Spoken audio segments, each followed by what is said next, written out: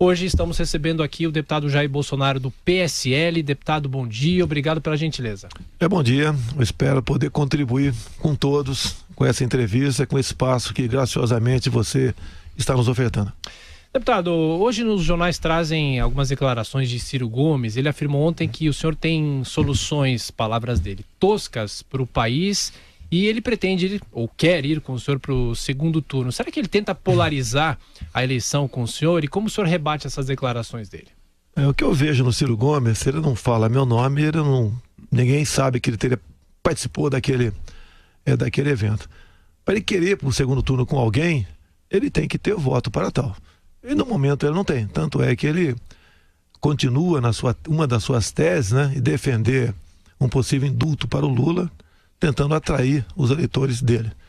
Eu acho que nós não podemos ter um retrocesso na Lava Jato. Entrando na mesa dessa barganha política, a questão do indulto aos condenados pela Lava Jato. Deputado, bom dia. É bom com o senhor sempre debater, porque muitos políticos brasileiros fogem do debate. O senhor tem uma grande qualidade, que é vir participar do debate, pôr a cara para bater, para apanhar, é assim como funciona a política, né? Então é louvável muito essa sua disposição para o diálogo e tal. Eu fui buscar aqui, no dia 23 de maio, o senhor esteve aqui do ano passado, né? A primeira pergunta que eu fiz para o senhor foi sobre economia. E na minha leitura, o senhor não respondeu. Nesse um ano, acompanhei o senhor para e passo, todos os dias, as questões que envolvem economia. E o senhor continua, na minha leitura, com todo o respeito, não sabendo nada de economia brasileira. Eu queria saber, em síntese, qual é o programa do senhor? Uns 5 pontos, 4, 5 pontos, que o senhor falasse, olha, meu programa econômico é esse. E não só lembrasse aquela piada que o senhor já repetiu algumas vezes, Dilma era economista, viu o que ela fez com o Brasil. Quer dizer, o senhor não é Dilma. Isso não é piada, isso é uma verdade, é uma constatação. É uma verdade. Eu só acho que é piada, é outra história. Não, mas não é uma boa piada. Agora, aqui é coisa séria. É coisa séria, tá tratando mas qual o futuro do Brasil. Com uns 4 o que pontos acontece? Você não quer perguntar também se eu sei de coisa de medicina, de agricultura? Não, de economia. Não, peraí. Quem vai administrar um país vai ser um presidente e seus ministros. Sim. Tanto é que eu estou tendo a satisfação de ter o Paulo Guedes como consultor meu nessa área. Perfeito. E ter ouvido muito ele. Você fala em pontos, né? Sim. Ele quer diminuir o tamanho do Estado. 10, né? Tem que diminuir. Privatização, sim. Algumas coisas são estratégicas, eu tenho conversado com ele, dependemos do modelo. Nós não podemos simplesmente jogar para cima, e ele não quer isso também, o Paulo Guedes, jogar para cima que nós temos para abater em grande parte a nossa dívida interna. Sim, você tem que abater, mas mesmo assim, as projeções nossas, né? Mesmo você vendendo tudo no Brasil, você vai bater 20% da dívida interna, e o ano que vem vai bater 4 trilhões de reais. Então, um ponto é esse. Eu tenho falado o outro ponto. Nós temos que, quem já não passou, acho que todo mundo já passou algum aperto financeiro na vida, né? Você se preocupa aqui, economizar, no caso privatizando, e o que você pode fazer é um extra. Você vai trabalhar na outra rádio, eu como militar, trabalho à noite, alguma coisa, mesmo sabendo que é ilegal, mas você tem que arranjar um recurso para aquilo, né? Você tem que fazer, digo para ele, tem que entrar mais dinheiro em caixa sem aumentar impostos. Qual seria a fórmula para isso? É desregulamentando, desburocratizando. Eu até falei ontem algo que a imprensa está dando uma certa repercussão, né? A questão trabalhista, você tem que ter uma lei beirando a informalidade, porque ela é muito amarrada no momento.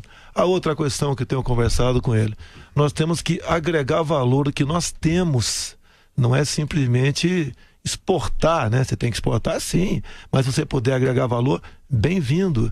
Como é que você consegue entrar dinheiro via, por exemplo, o turismo? Você não faz turismo se não tiver infraestrutura e segurança. E o primeiro passo é ter segurança. Não temos segurança no Brasil. O que é agregar valor à exportação, por favor? Você, por em vez de exportar minério de ferro, vamos supor, eu falo até um absurdo aqui, né? Você, quem sabe, exporte aço, né? Eu sei disso, tá? Depende de energia para fazer o aço, uma série de coisas. E até se a economia nossa não está indo muito bem, tem um lado positivo, olha só, quem diria eu falando disso aí? Você não vai ter um blackout, porque vai faltar energia no Brasil. Eu lembro quando era garoto, tá? Meu pai ia engordar uns porcos pro Natal. O que ele fez primeiramente? Plantou abóbora. Aí 2 meses depois chegaram os porquinhos. O Brasil tem que fazer a mesma coisa. Você tem que pensar no futuro. O que é o futuro? Tem que ter energia, tem que ter uma série de coisas. Agora, quem vai tratar disso, Vila? Com todo respeito ao senhor, tá certo? Eu peço até desculpa se houve uma coisa que exagerei naquela última entrevista nossa. Foi ótimo, foi a intenção não é que eu brigar contigo, com toda certeza tu não vai brigar comigo também não, tá? Então esses pontos, essas questões, são as pessoas que estão comigo, que estão chegando de forma voluntária e graciosa, graças a Deus, né?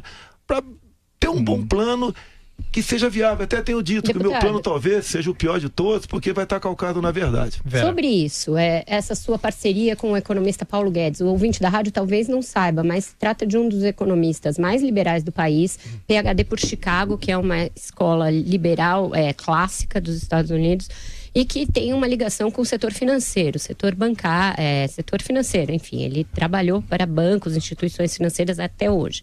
Queria saber, o senhor, no entanto, como deputado de muitos mandatos, tem uma trajetória parlamentar que é o oposto do que defende o Paulo Guedes. O senhor sempre votou a favor de corporações, contra privatizações, contra a abertura do setor de óleo e gás, contra a abertura do setor de telecomunicações.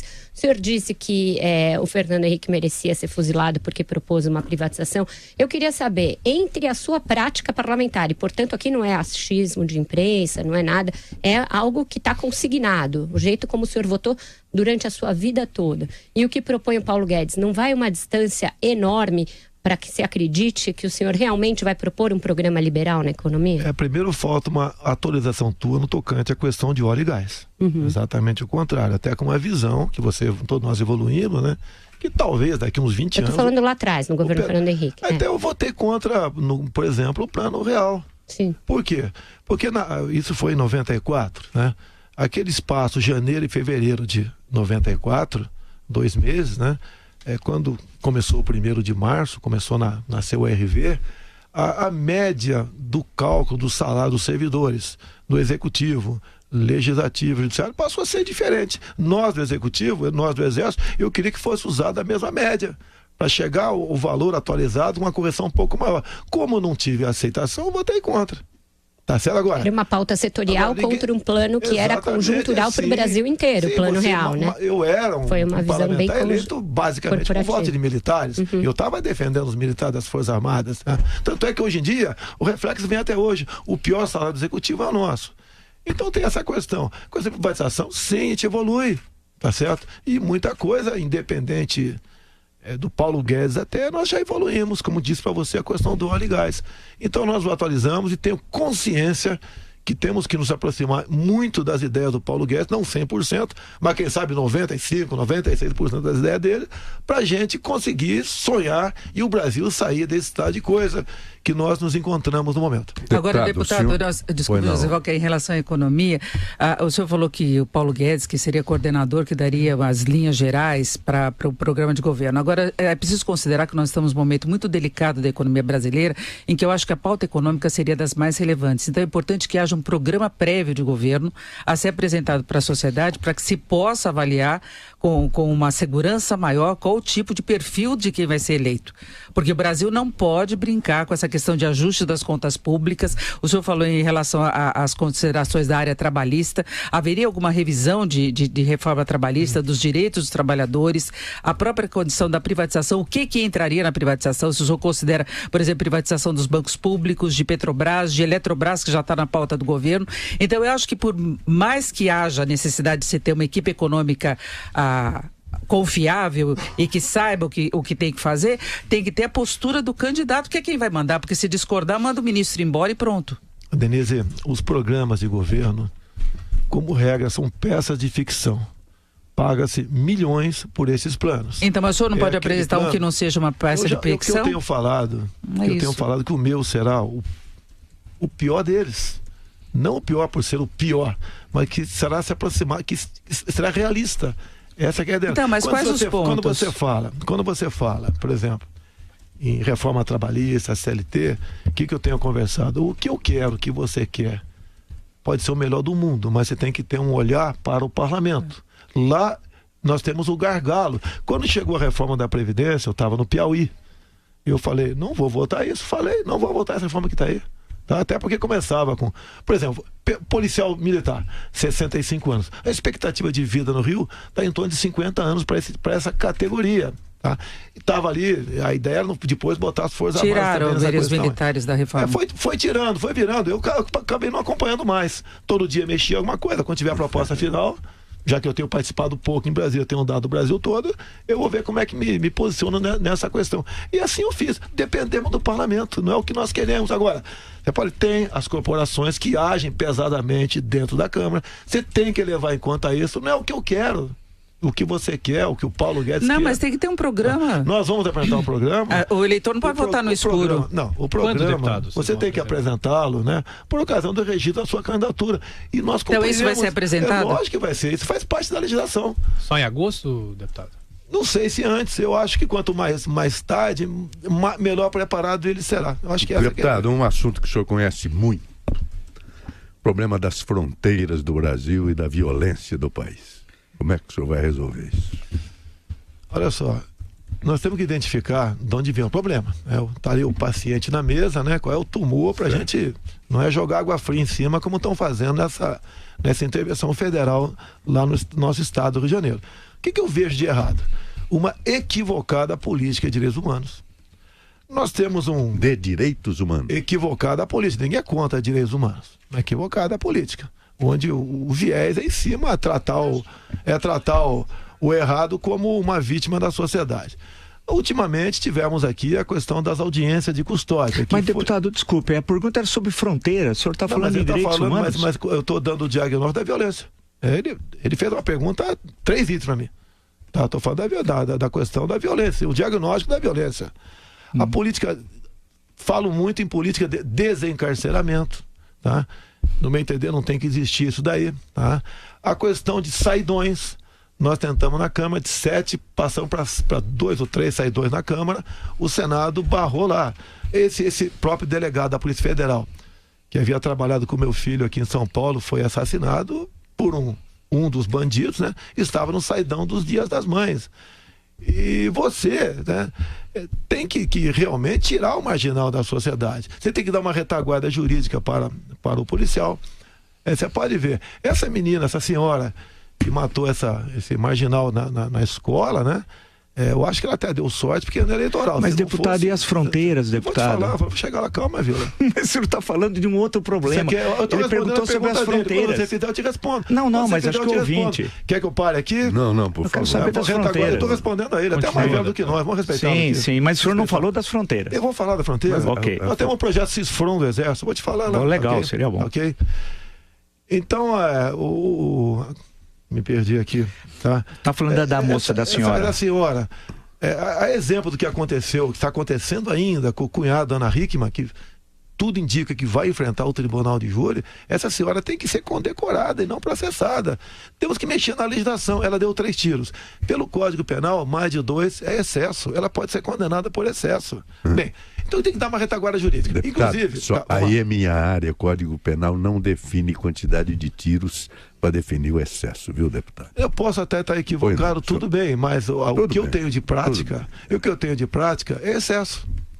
Dá mais de 2 tiros. A legítima defesa fala no excesso. Tá. Inclusive, olha só, então olha, já que eu estou entendendo o assunto, por favor. O caso da Ana Hickman, a acusação do MP não, excesso de legítima defesa. Por que excesso? Porque deu mais de 2 tiros e foi na cabeça. Exatamente. Então chama-se inventa-se no Brasil muita coisa. Excesso de legítima defesa. Então, em parte, pelo menos eu tenho razão aqui, mas não quero vir aqui para questionar. Sim. O senhor tem mais conhecimento, com toda certeza, não sou advogado. Isso, vamos falar da fronteira. Fronteira. Nós temos aproximadamente 17 mil quilômetros, fronteira seca. O México, com os Estados Unidos, tem em torno de 3.500, mais ou menos isso. Não consegue, com toda a sua tecnologia, selar a fronteira. Você pode ver, há poucos dias, poucas semanas, a senhora governadora de Roraima falou em fechar a fronteira com a Venezuela. Um primeiro momento, vamos supor até que ela conseguisse uma autorização para isso, que seria a União que faria isso aí, não ela. A fronteira seca ali vazaria, continuaria entrando gente aqui no Brasil, não daria certo.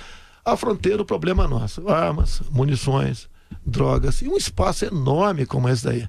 Quando a senhora Dilma Rousseff esteve em Quito em dezembro de 2014, uma das medidas que ela tomou junto à Unasul foi simplesmente, né, permitir o livre tráfego aéreo na região. Tudo é dificultado para você combater isso. Tem uma portaria de 2010 do Ministério da Justiça que não se aplica, se aplica às forças nacionais. Proibido, entre outras coisas, se um veículo furar uma barreira, atirar, tá? Proíbe você abordar alguém suspeito com a arma apontada para ele. Tem uma série de proibições. Proíbe tiro de advertência. Eu sei que é uma portaria apenas, mas o policial, o agente de segurança, o integrante das Forças Armadas em operações na fronteira, cada vez mais está inibido para cumprir a sua missão.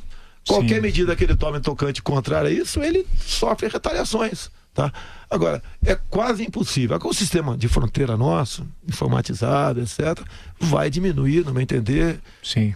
Com toda certeza vai diminuir a entrada de ilícitos no Brasil. Deputado, rapidamente, ontem o senhor, de acordo com o jornal O Estado de São Paulo, o senhor teria dito numa palestra na Associação Comercial do Rio de Janeiro, uma palestra paga, disse que foi um sucesso e tal, o senhor teria defendido a ação contra as invasões do MST e do MTST, que nós aqui sempre criticamos muito, inclusive a ação desses dois movimentos, mas o senhor sugeriu uma forma de combatê-los usando lança-chamas.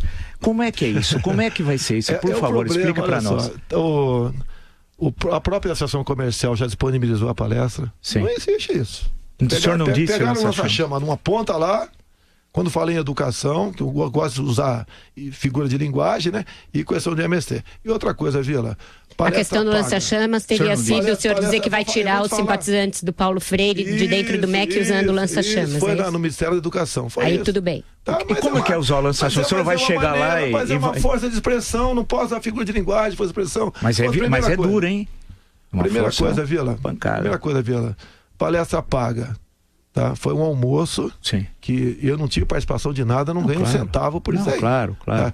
Inclusive, ninguém foi obrigado a comparecer, não. Quem quis comparecer, e quem quis comparecer não pagar almoço, eu não sei como é que se entendeu lá. Eu não ganhei nada no tocante a isso. Mas como é o lança-chamas no MEC, então? Como é que é essa? Por favor, só para o senhor nos explicar. O senhor usou só como papel aceita tudo. Você sabe disso, então, né? o senhor não disse... Papel aceita tudo. Sim, claro. Eu vou chegar lá. Vamos falar do MST. Ok. Para mim, não há diferença em invadir uma fazenda ou um apartamento. Na propriedade privada é sagrada. Ok. Concordamos. Tá? Concordamos. Então, estamos começando. Quem sabe sai daqui um clima bem bacana. Não, aqui. Mas é sempre agradável. A questão de lança-chama, você pode ver. O PT ficou 13 anos no governo. Você vê as provas do PISA, né?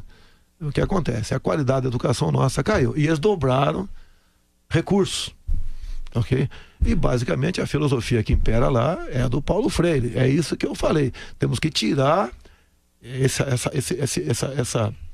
essa influência do Paulo Freire Educação e falei lança-chamas. Qual o problema? Qual o problema? Lança-chamas é uma arma de guerra. Deputado, é uma arma de guerra.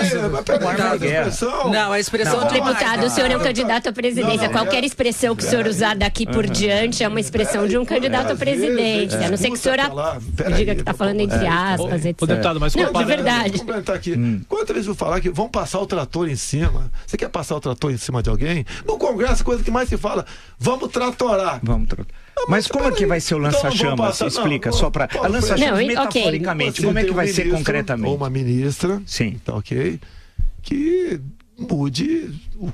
busque a mudança via parlamento, o currículo escolar. Mas o PT já saiu do poder, tá, deputado. Okay. O seu discurso todo, como um todo, é muito focado numa contraposição com o PT. Acontece que o governo Michel Temer já tirou o PT do poder. A gente já vive uma era pós-PT. Me parece que o senhor ainda está polarizando com o Lula, sendo que ele está preso. O que o senhor tem para propor? Muita coisa. Muitas instituições estão aparelhadas. Tá? Tem gente lá dentro que tem essa filosofia. Mas o MEC estava com o DEM até agora. O DEM agora tomou uma providência com essa ideologia de gênero. Agora. Depois tem mais de um ano lá dentro. Agora. Porque tem eleições pela frente. Que tem que agradar aqui a bancada evangélica. Setores são contra a ideologia de gênero. Agora chegou na fase da maquiagem. Tá? Quando muitas vezes a gente vai pra rua, eu arrumo minha gravata, né? Escova os dentes melhor, bota um perfuminho, você bota uma maquiagem, né? Botei. Tá certo? Deputado, a gente tem que ir pro intervalo, mas comparando com o senhor na visita de um ano atrás com o professor Vila, o senhor tá meio na linha Bolsonaro, paz e amor ou não? Cada vez mais apaixonado pelo Vila. Está entrevistando o candidato do PSL, Jair Bolsonaro. abrindo a nossa série de entrevistas nessa última hora do Jornal da Manhã. E, bom, depois da declaração no bloco anterior, o professor Vila começa esse bloco. Deixa eu perguntar uma questão para o senhor. É a seguinte, quando eu ouço o senhor falar, eu acompanho... declaração, você ia perguntar sobre os gays. Não, eu acompanho muito todas as questões do senhor, o dia a dia por obrigação de ofício aqui na Jovem Pan, conjuntura política e tal, e muitas das declarações que o senhor faz, me parece que é base muito no improviso e no voluntarismo, que não há uma coisa concreta e o senhor vai falando conforme a questão aparece e tal. Um exemplo concreto. Ontem é atribuída ao senhor, então eu digo atribuída porque não sei se é verdadeiro ou não, o senhor teria dito também na ação comercial do Rio de Janeiro, de acordo com o jornal O Globo, que o senhor extinguiria o Ministério do Meio Ambiente. Então o senhor parece aquele sujeito que joga o bebê com a água suja do banho fora. Quer dizer, uma coisa é os excessos eventuais do Ministério do Meio Ambiente, outra coisa é a extinção. O senhor defende efetivamente a extinção do Ministério do Meio Ambiente? Fusão. Há uma diferença muito grande. Fusão. Com a agricultura? Fusão, sim, com a agricultura. Se eu não me engano, o Canadá tem isso, eu não me engano. O que eu vejo em Brasília... Olha, Vila, com todo respeito a você. Sim.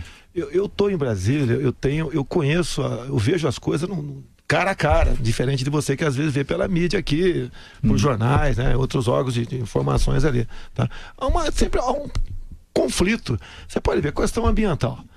Se você for para o campo, como eu tenho ido junto ao agronegócio, à agricultura familiar, eles têm um terror em receber um fiscal do IBAMA, do ICMBio. Eles vão lá e a multagem corre solta. Okay? Tem um pavor no tocante a isso daí. Agora, você tem que botar, não é deixar de fiscalizar. Você tem que fazer com que o produtor rural tenha até o prazer de receber um fiscal. E num primeiro momento, oriente como deve ser a multa de trânsito. E no segundo momento, se não chegou a um acordo... daí vão para a multa, sem problema nenhum. Então tem esse problema. O homem do campo está cheio de problema. São invasões, tá? É a emenda à Constituição 81, que vale a pena discutir um dia, quem sabe vale a pena até um dia discutir esse assunto aqui, que ela relativizou a propriedade privada no campo e na cidade. Tá ok? O campo tem problema também, vai para o transporte, para escoar produtos. Está sendo votado agora, discutido uma questão sobre agrotóxico. Então as informações que a gente tem reais, né? Outros países desenvolvidos usam muito mais do que nós. Então há uma demonização no tocante a muita coisa no campo. Isso pode definir, por exemplo, que eu não sei, o Álvaro Dias, ninguém dos pré-candidatos tem voto lá dentro. Então eles não levam pancada no tocante, daí eu levo o tempo todo, tem que decidir muita coisa. Se bem que estou faltando muita quinta-feira em Brasília. O senhor está faltando e recebendo salário sem trabalhar, deputado? Todo mundo. Não, quando você falta as sessões... Mas está sendo descontado todas as faltas do senhor ou o senhor recebe por um trabalho que não faz? A falta nossa é pela votação. Se não tem sessão quinta-feira e você está nos Estados Unidos, você vai receber seu salário. Há quanto tempo o senhor não vai lá? Espera aí. O prezado Marco Antônio Vila, vamos com calma aí, pô. Sim. Vamos calma aí. Eu tenho meus furos, tá? E você, se tivesse... Então o senhor reconhece que está recebendo sem trabalhar? Não, estou reconhecendo. Eu poderia trazer meus contra-cheques aqui, estão sendo descontados religiosamente. Então todas as faltas estão sendo descontadas? Não, eu não entro com... Inclusive, você pode ver, antes nessa pré-campanha minha, eu era também, de vez em quando tinha faltas, né? E eu comecei a ver, mas como é que tem tanta falta essa? Porque eu não justificava. Outros que justificavam não tinham falta. E a Folha de São Paulo, no final do ano, fazia um release ali, eu era um dos mais faltosos. Lá do Rio de Janeiro, por exemplo. Mas é que eu não justificava, porque eu não tenho cara de pau de justificar a falta para receber salário. Voltando a questões que envolvem aí os principais desafios da presidência da República, e sem dúvida uma das principais delas é a reforma da Previdência. O senhor tem dito que vai fazer uma reforma, mas que ela é diferente da do Michel Temer. Eu queria saber se o senhor vai mexer nos privilégios do setor público, que é um setor ao qual o senhor é muito ligado, e se o senhor vai incluir os militares, as filhas de militares e tudo mais na sua proposta de reforma da Previdência. Começar do final, filha de militar, desde 2000 foi colocado um ponto final nisso. Se bem que em 60, Vila, nós tínhamos o nosso pecúlio lá. Nós cuidávamos da nossa previdência, no caso a pensão militar. E uma vez nós cuidando, daria para quem bem entendesse. Bem, o governo na época resolveu pegar essa grana e honrar o pagamento das nossas pensões. Então a pensão da filha do militar, sim, isso foi corrigido em 2000, E o senhor vai incluir os militares na setor... Não acabou, é só quando todas morrerem e os que tiverem na ativa aqui para ter filhos quem vai já ter está acabado. recebendo, você não tem como tirar. Não, mas a forma como os que vão tendo filhas ainda tem os que têm esse direito, isso continua. Você pode corrigir isso daí. Então, isso é um absurdo. Nenhum, sem problema a gente nenhum. sabe, inclusive, mas houve uma revisão de fraudes, por exemplo, que elas recebiam no caso de não casar. Houve uma revisão e a justiça acabou derrubando isso daí. O senhor não acha que esse é um erro? Porque a gente sabe das que não casam formalmente para conseguir receber. E os militares têm uma despesa, um peso enorme. E se eles vão ser incluídos no regime geral? Então, o Ministério da Marinha fez um estudo na época, né? Se os recursos nossos tivessem conosco, que nós não fizemos como postales, né? Não faríamos como postales, comprar papel na Venezuela. Nós, né, teríamos para pagar por 108 anos a pensão da filha do militar. Então, mas pode separar isso? Olha só. O que está feito, você não tem como desfazer. Tá? Você tem razão. A minha filha, hoje em dia, será pensionista. Você tem razão. Você tem razão nisso aí. Eu acho que isso é uma distorção. É uma distorção que você pode ver. Sem problema nenhum. Agora, as filhas que nasceram até aquela época é outra história. Não, aí não, mas aquelas de fraude, que não casam, mas tem renda, tem que ser em casamento. Eu vou te falar uma coisa contra mim. E não interessa se a filha do militar é casada ou solteira, ela ganha pensão. Então você está entendendo? Eu não vou esconder nada de você. Mas tem um custo. Tocante a isso. É lógico que tem. Em relação ao regime geral, como é que o senhor vai fazer? Como a filha do servidor civil, se eu não me engano, até... Também tem 80 e pouco, tem ideia. Também era solteira. Aí havia fraude. No nosso meio, não. A casada tem direito à pensão também. A última reforma, inclusive, ela deu uma certa restringida pelo número de pensões. Você poderia acumular mais de uma. Agora, se não me engano... E por que a reforma atual não foi aprovada? Mas em relação aos servidores em geral, deputado? Tem o lobby, tem um filtro chamado Câmara e Senado, tá ok? É como eu disse para você, começa botando o policial militar com 65 anos, não dá certo isso aí. Eu acho que o fuzil tem que ser uma arma e não uma bengala. Então, o que eu tenho falado? O que eu tenho falado na reforma da Previdência?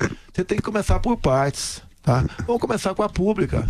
Vamos acabar com a fábrica de Marajá. Onde é que tem fábrica de Marajá? Eu vou falar que eu conheço, Câmara Municipal do Rio de Janeiro, que eu fui vereador lá. Você está ganhando 10 mil por mês e tem um cargo de comissão de 10 mil. 8 anos depois você incorpora 10. Mais 8 anos você incorpora mais 10. Vamos, no primeiro momento, acabar com as incorporações. Até porque o nosso querido prefeito Eduardo Paes, quando deixou a prefeitura, ele estendeu esse direito de acumular aos servidores do Executivo. Não são todos, no seu percentual, 1, 2, 3% que ganha, que pode ter cargo de comissão, talvez 5%. Mas é uma fábrica de Marajás, de gente que vai ter um super salário. Para ficar nesse tema, o que o senhor acha do salário mínimo brasileiro? É pouco para quem recebe, muito para quem paga. É isso mesmo? Quando o salário mínimo nós decidimos em Brasília, os parlamentares, era comum você ter romaria de prefeito pedindo, pelo amor de Deus, não acolha aquela emenda que está aumentando R$1, porque o meu município ali já está no teto. É comum. Então o salário mínimo é tal negócio. Se você quiser aumentar o salário mínimo, isso não vai fazer parte da... Você tem que aumentar o salário mínimo de acordo com a inflação. Agora você não pode deixar o aposentado para trás também. Cada vez mais você afunilando, daqui a pouco está todo mundo ganhando um salário mínimo. Essas coisas são complexas. Tá ok? Como resolver isso aí? Pelo amor de Deus, me ajude a resolver isso aí. Claro, então, eu não, o senhor que vai ser o presidente que vai ter de resolver. Eu só e a sua equipe, caso seja eleito. Porque o senhor fez uma breve referência ao Rio. Vamos pegar o Rio de Janeiro e a intervenção lá no Rio. O senhor teria dito, eu sempre não teria dito, porque o senhor esclarece disse, não disse, lá no Rio de Janeiro ontem, que a sua intervenção seria, caso o senhor fosse presidente, teria sido diferente, não seria como o governo fez. Seria uma intervenção, não sei se de mais de curta duração, tal. Não. Falei que faltou planejamento. Você pegar o vídeo, né, não é você vai resolver em 3 semanas como isso, saiu. Apareceu. Não então o senhor não disse. Você vê um vídeo que não é esse daí. Sim. Se eu tivesse me equivocado, eu me desculparia aqui agora. Perfeito, não me equivoquei. Estou pedindo para o senhor esclarecer. Vila, olha só. O comandante militar do Leste ficou sabendo na quinta-feira de carnaval ali, depois da quarta-feira de cinza, do caso. Ele estava de férias, inclusive. A equipe do Temer, que foi o Temer, foi o Moreira Franco e foi o Raul Jungmann. Decidiram na terça, quarta-feira de carnaval ali, não foram pular carnaval, né?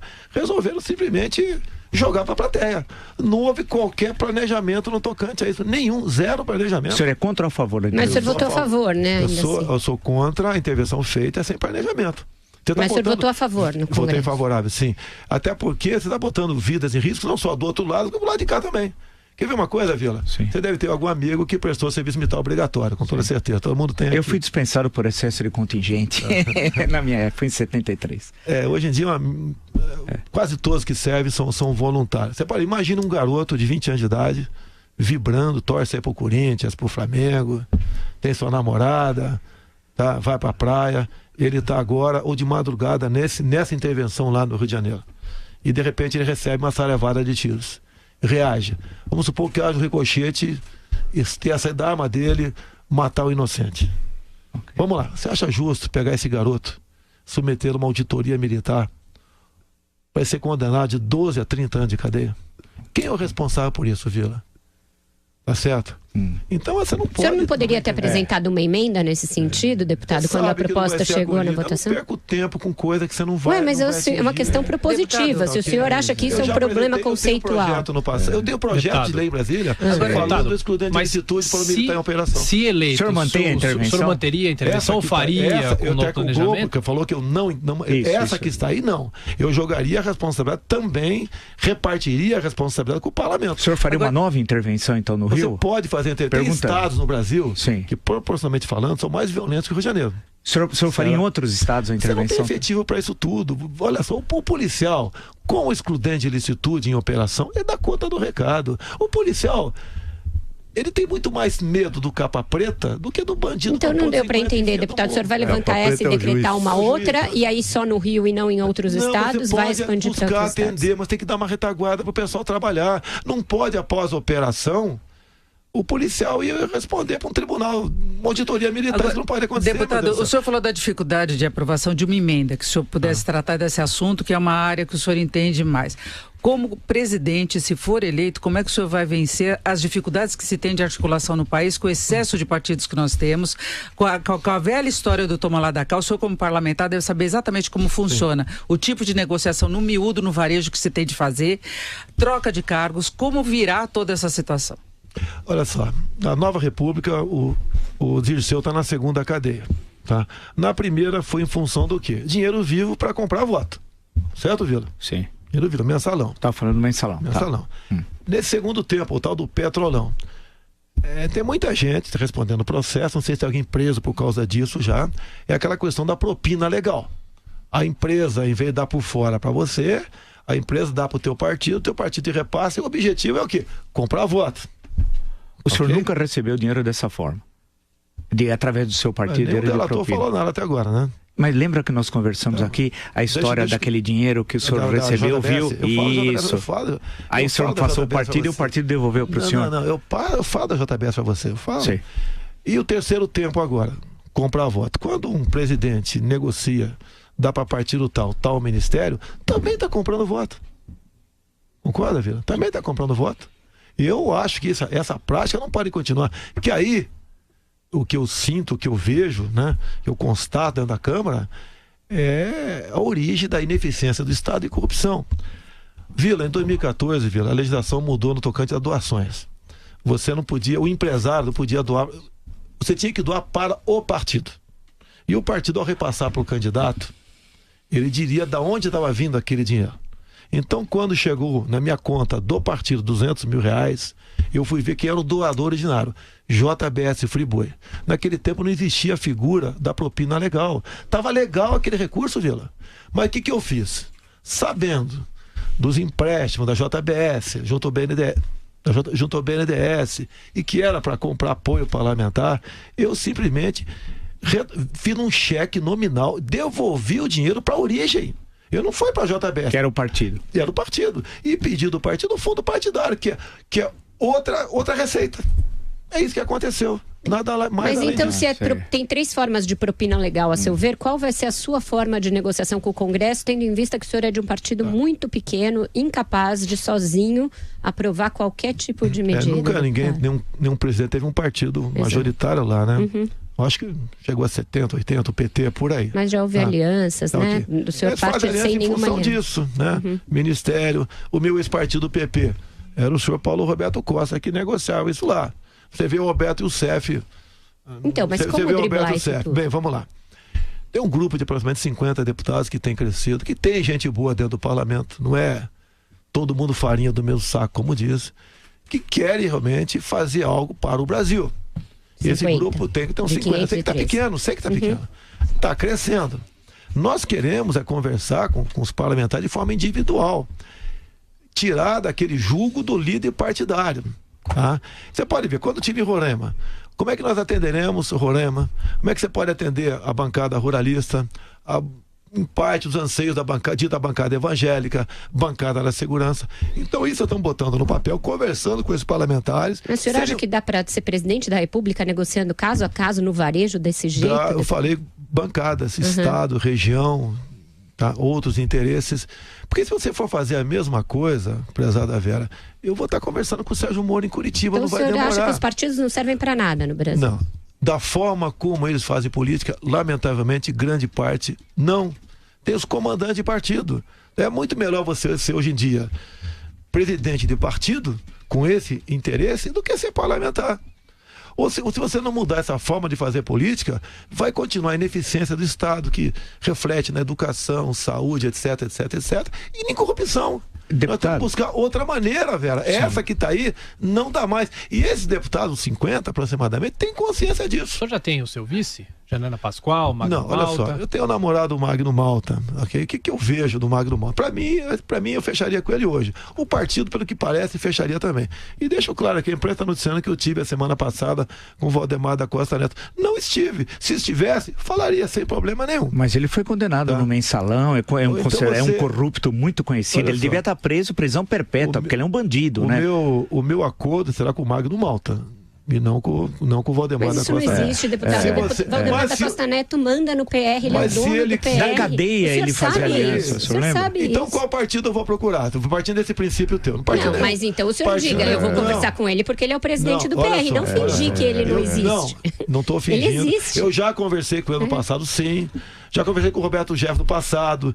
Já conversei com o Genuíno no passado. Já conversei lá no passado. Até com o Lula, o Zé senhor não foi lá conversar com o Lula, com ele. já troquei um dele plano com ele, uma entrega de espada lá na Academia Resende. Poxa, você tá ali. Já sentei ao meu lado do Maluf na Câmara várias vezes. Foi do partido dele. Fui do partido dele. Mas eu não, olha só, o Youssef mesmo disse que do meu PP, né, apenas 3 deputados não pegaram dinheiro na Petrobras, não era eu. Outro ele falou que era o Maluf. Sim. Outro ele disse que era a Ana Amélia. Tá certo? Agora, você tá ali dentro, eu não tenho como deputado, dizer que... Perfeito, deixa eu só perguntar uma questão, já que o senhor é candidato a presidente do Brasil, algo tão importante, nós falamos naquele encontro quando o senhor esteve aqui, sobre algumas questões de política externa, tanto no campo econômico como no campo político. Como que vai ser a política externa do senhor, do Brasil, e a questão dos acordos econômicos? Qual é o papel do Mercosul, da União Europeia, da globalização? Como é que o Brasil vai se inserir nessa nova ordem econômica internacional? E no campo político, por exemplo, qual é a nossa posição em países que desrespeitam os direitos humanos, como a Venezuela? O senhor anteriormente fez uma questão sobre direitos humanos, que é uma linguagem mais vulgar, feita por noticiário policial, que não entende a importância dos direitos humanos, que não é direito para bandido, é direito para cidadão de bem. Agora, como é que vai ser a política externa num eventual governo do senhor? O que a gente estava discutindo é a questão policial. Então, eu respondi no tocante. Não, perfeito. Na política externa, como é que vai ser a... Você está entendendo? Não, mas vamos ficar tranquilamente. Como é que vai ser? Claro, tranquilamente, como é que vai ser? Você fala educação do primeiro grau, ensino fundamental. O senhor ia com lança-chama, Deus do céu. Eu vou fugir do mercado. Tem para vender lança-chama no mercado, Vila? Não, ainda bem, né? O senhor é a favor da liberação? Só faltava ser a favor da liberação do lança-chama. Não brinca, não.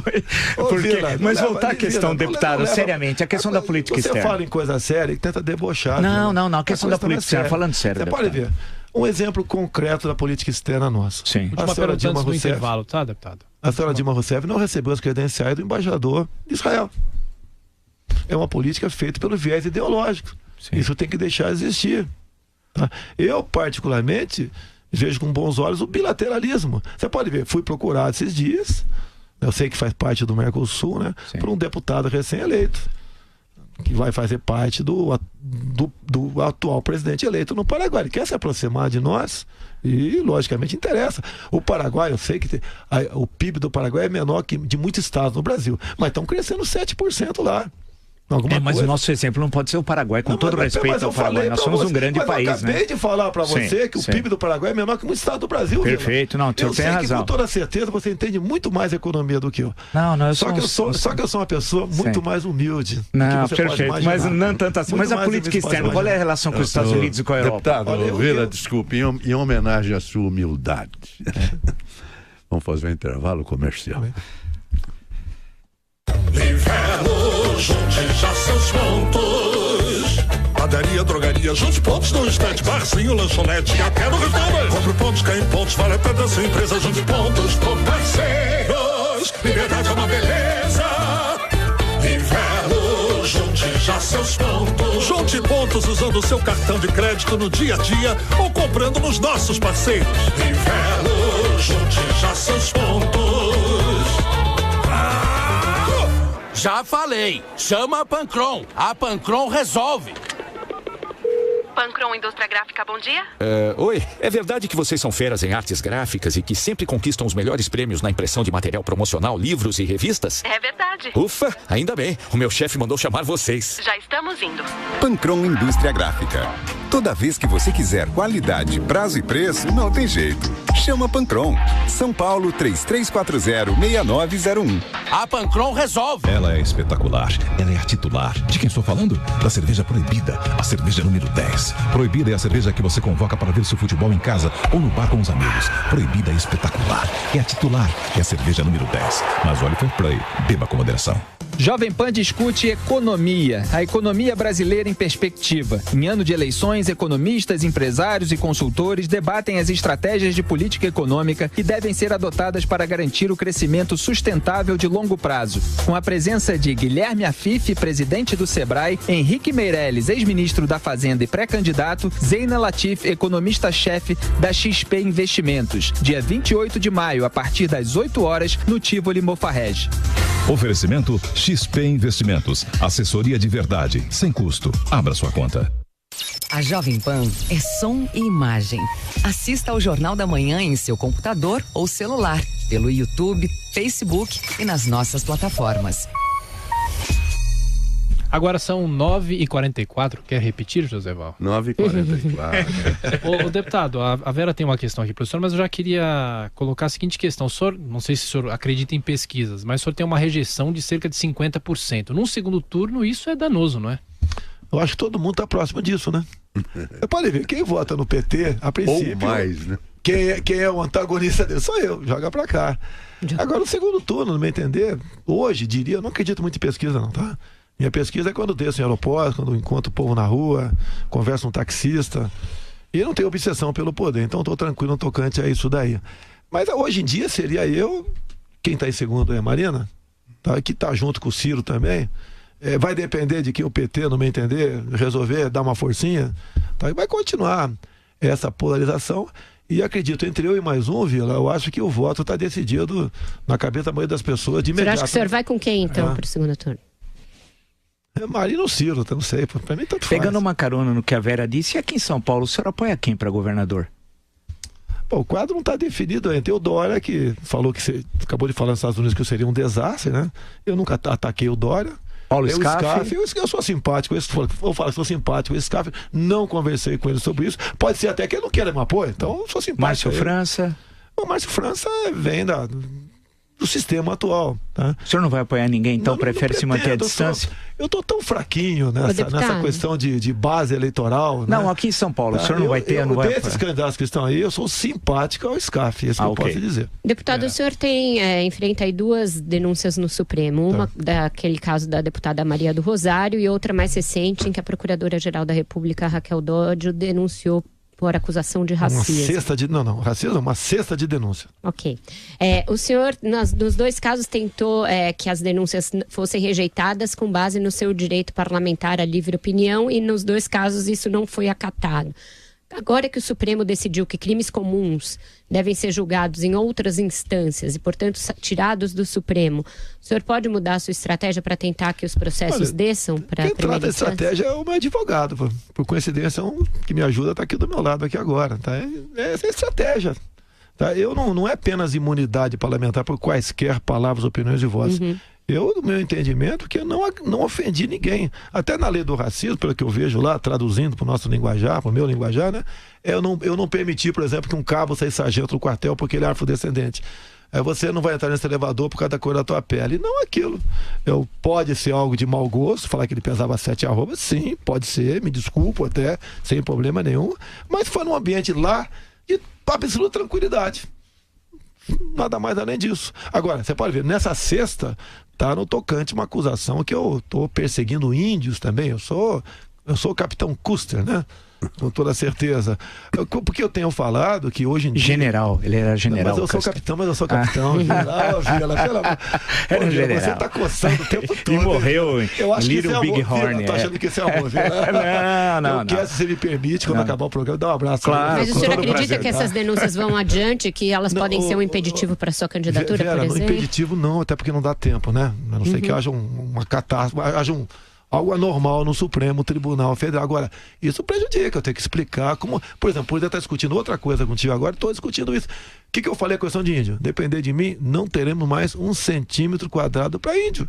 Isso a senhora Raquel Dodge, a sua assessoria, entendeu que eu estou agredindo o índio. Também me acusou de xenofobia. Nós não podemos ter um país aberto, como abrimos na última lei de imigração nossa. Fui em Roraima ver os problemas lá, tá certo? Então, essas questões entram na bolsa. O senhor vai revogar a lei de imigração? Essa que tem que ser mudada. Não é que eu vou revogar, depende do parlamento, eu vou propor. Propor a revogação e a troca pelo quê? Vamos propor uma nova lei. Deputado, não ficar um país sem fronteira como nós temos no momento aí. Tem muita gente aqui nas redes sociais, Joséval, deixa eu só colocar essa pergunta para ele, falando que pesquisas mostram que 80% dos eleitores querem um candidato novo. O senhor seria esse novo? No tocante ao executivo, eu sou virgem. Tá? Não tenho nenhum cargo, inclusive nunca indiquei uma pessoa mais humilde que seja para ocupar um cargo no executivo. Estou lá dentro do parlamento. Inclusive, você pode ver, eu nunca votei com partido nenhum. Apesar de ter integrado o PP, entre outros partidos, nunca votei com partido nenhum. Tanto é que eu estou fora dessas maracutaias que tem por aí. Porque o que o parlamentar tem para negociar dentro do Congresso? É o seu voto. O executivo veio apenas seu voto. Eu sempre votei de acordo com o meu entendimento do pessoal que estava do meu lado. Tá ok? Os outros são velhos, Ciro Gomes, Geraldo Alckmin. Olha só, você vê o Ciro Gomes, que tem falado a meu respeito, né? Ele continua falando que é um indulto pro Lula. E daí ele falou...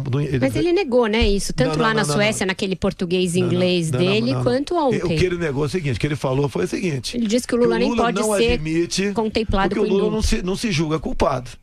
Agora você pode ver, o Hélio Gaspari, que ideologicamente não se afina comigo.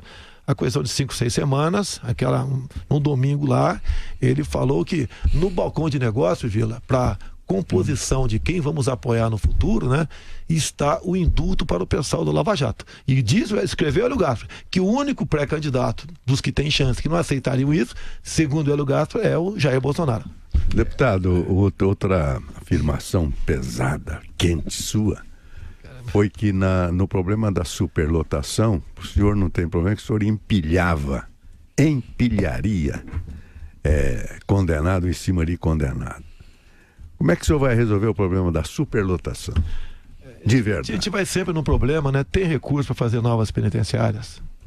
Eu acho que quase todo o orçamento, está comprometido com despesas obrigatórias. Ok? Agora, entre uma opção de empilhar e deixar um estuprador na rua, eu prefiro ele empilhado. É a minha opinião de cidadão brasileiro, que sei... Né, mas que é pela Constituição, o presidente da República não pode fazer isso, deputado. Não pode o quê? Não pode empilhar preso. Não, olha só, hoje em dia, um policial militar pega um cara cometendo um crime aí fora.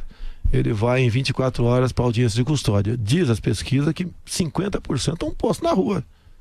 Isso, você pode ver, os saidões mesmo, é uma maneira, sei que é um alívio temporário, mas tem que deixar de existir. Mas aí, deputado, presumo que a Vera esteja querendo dizer é o seguinte, os estados é que têm a responsabilidade pela segurança pública, pelos seus presídios e tal. Evidentemente que o governo federal tem alguns presídios federais e tal. E seria uma mudança na legislação, não dependeria, portanto, do presidente da República, mas sim do Congresso Nacional, que teria de alterar a legislação que os estados aplicam. Então, o que me dá a entender muitas vezes, quando o senhor fala, me desculpe dizer para ser muito sincero, é que é um desconhecimento conhecimento sobre as atribuições do Executivo Federal. A impressão que dá que o senhor fala assim com indignação justa, correta, e mostra às pessoas que o apoiam com sinceridade. O senhor tem hoje, lidera as pesquisas eleitorais, falei isso aqui várias vezes, as pessoas identificam no senhor uma possibilidade de mudança, mas o que chama a atenção, eu estou sendo muito sincero, é que o senhor parece um cidadão comum e não um candidato a presidente da República de uma das maiores economias do mundo, né?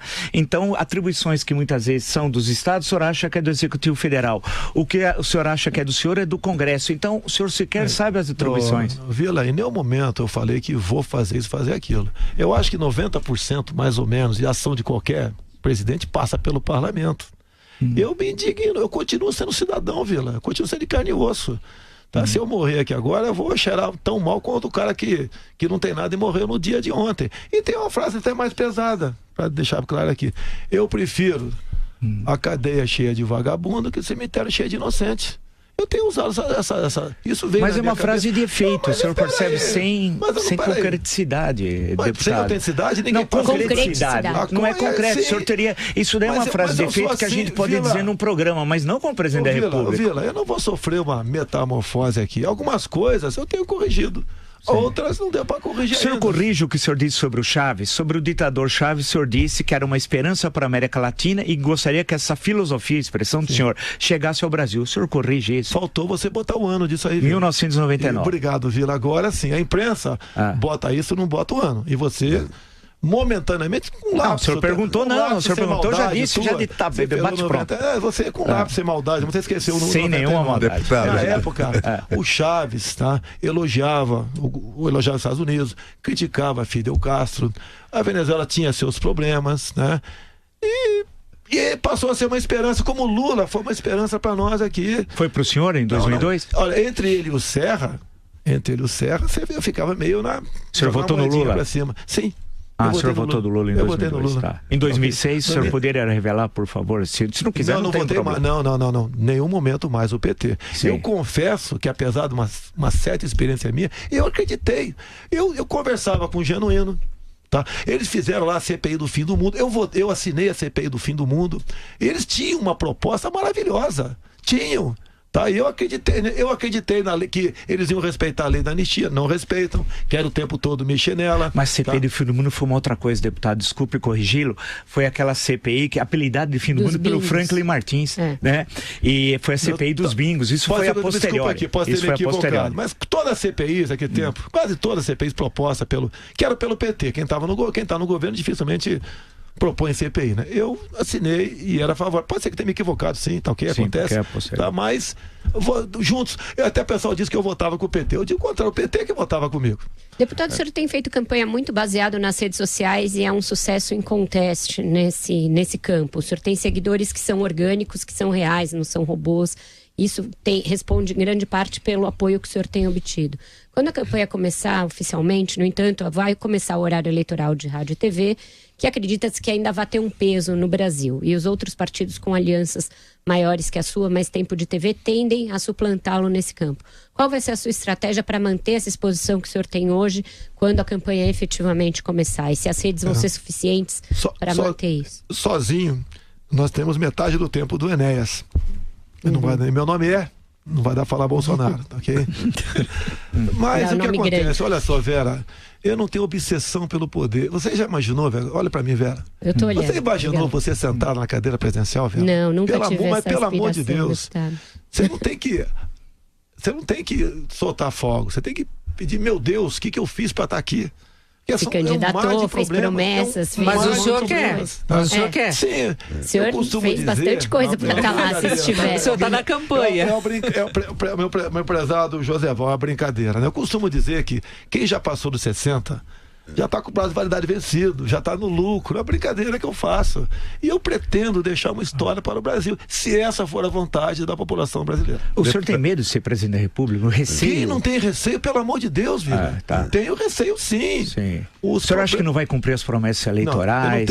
Porque vai ter promessas. O senhor tem medo de sofrer um processo de impeachment por ter essa dificuldade de maioria no parlamento, como o Collor e a Dilma? Soldado que for à guerra, ter medo de levar tiro, um covarde. Não, por uma questão específica, não estou falando em termos acontecer, por que não Porque pode? o senhor não teria uma maioria no parlamento como a Dilma e o Collor, os dois presidentes que sofreram impeachment, tinham essa mesma circunstância. Tenho certeza de uma coisa, não sofrerei um impeachment por corrupção. Pode ter certeza disso, ok? E por ambição, talvez venha a ser, se isso fosse. Porque eu estou lendo aqui na internet, eu gostaria que o senhor respondesse, que está na internet aqui, que é a sua passagem pelo Exército. O senhor teve problemas, respondeu a processo. Tem aqui uma afirmação de que o senhor é dono de excessiva ambição em realidade. Não, mas tem mais, tem mais. Tem o seu comandante, como é que é? O Carlos Alfredo Pellegrino, isso aí. Falou que o senhor fala com falta de lógica, racionalidade e equilíbrio na apresentação de seus argumentos. E dono de uma... Qual a data disso aí? Não está na internet, não está na internet. Deve ser 83. Mas é passado, o senhor estava na ativa. Por que ele escreveu? Para terminar, deputado, estamos chegando ao final. Por que ele escreveu isso daí? O meu pai garimpou por muito tempo. Primeiro que eu não fui expulso do Exército, eu continuo capitão da reserva remunerado do Exército, ok? Proporcional. Eu compareci a um garimpo ao comando desse coronel em férias. Peguei mais 5 militares, vão para um garimpo na cidade de Saúde, na Bahia, Nova Serra Pelada. Eu já garimpei na minha vida no Vado Ribeira. Eu sempre tinha o jogo de peneira, pedras e bateia, ouro, e fui para lá. E quando voltei, se faz um conceito reservado, e esse foi um conceito reservado, porque eu fui num garimpo, o comandante falou que eu tenho excessiva ambição por recurso, por dinheiro. Inclusive, quando eu respondi outro processo na frente, perguntaram para mim, tá? Se eu achei ouro no garimpo. Eu falei, se eu tivesse achado ouro, eu não estaria aqui. É muito simples o negócio. Coisa da vida. Ser garimpeiro, inclusive, dá um programa aqui, né? O garimpeiro tem que ser tratado como cidadão no Brasil também. Deputado Jair Bolsonaro, vamos agradecer a sua presença. O senhor não gostou muito das perguntas, mas como eu vi uma grande publicidade a seu respeito, eu vou usar aqui. É melhor Jair se acostumar. Então, o senhor é um homem público, é melhor Jair se acostumando. Obrigado. E antes das considerações do senhor, só amanhã eu queria lembrar, teremos nesse mesmo espaço, das 9 às 10, o candidato do PSOL, Guilherme Boulos. Muito obrigado, deputado, pela sua presença. A Jovem Pan, como o senhor acaba de ver, continuará no seu trabalho de prestação de serviço e com a oportunidade de apresentar os nossos candidatos a presidente da República, à sociedade brasileira. Peço a Deus que nos ilumine a todos para que possamos todos, né, tomar uma boa decisão em outubro e escolher o melhor para o nosso Brasil.